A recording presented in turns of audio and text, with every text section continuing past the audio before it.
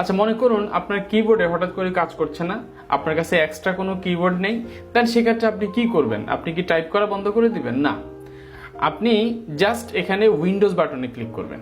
Windows বাটনে click করার পরে আপনি এখান থেকে চলে আসবেন এই যে সেটিংসে। সেটিংস থেকে এখানে চলে যাবেন ইজ অফ অ্যাক্সেস, এই বাটনে, এই অপশনে চলে যাবেন। যাওয়ার পরে এখান থেকে আবার একটু নিচের দিকে নামবেন। নামার পরে এখানে দেখুন কিবোর্ড নামক আরেকটা অপশন আছে, এখানে ক্লিক করবেন। ক্লিক করার পরে এখানে ফার্স্ট যে অপশনটা আছে এটাকে অন অফ আছে সেটাকে অন করে দেবেন। দেন আপনার কিন্তু অন স্ক্রিন কিবোর্ড চালু হয়ে গেল। এখন আমি চাইলে এই অন স্ক্রিন কিবোর্ড দিয়ে লেখালেখি করতে পারবো, আমার যা খুশি তাই লিখতে পারবো। নর্মাল আমার কিবোর্ডে যা লেখা যায় সব কিছুই লিখতে পারবো। যেমন আমি এখানে যে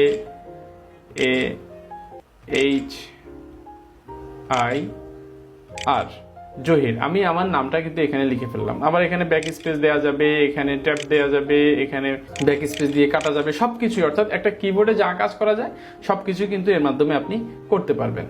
ভিডিওটি ভালো লাগলে অবশ্যই একটি লাইক দিবেন, আর এই ধরনের ভিডিও পেতে আমার পেজটি ফলো করে রাখবেন।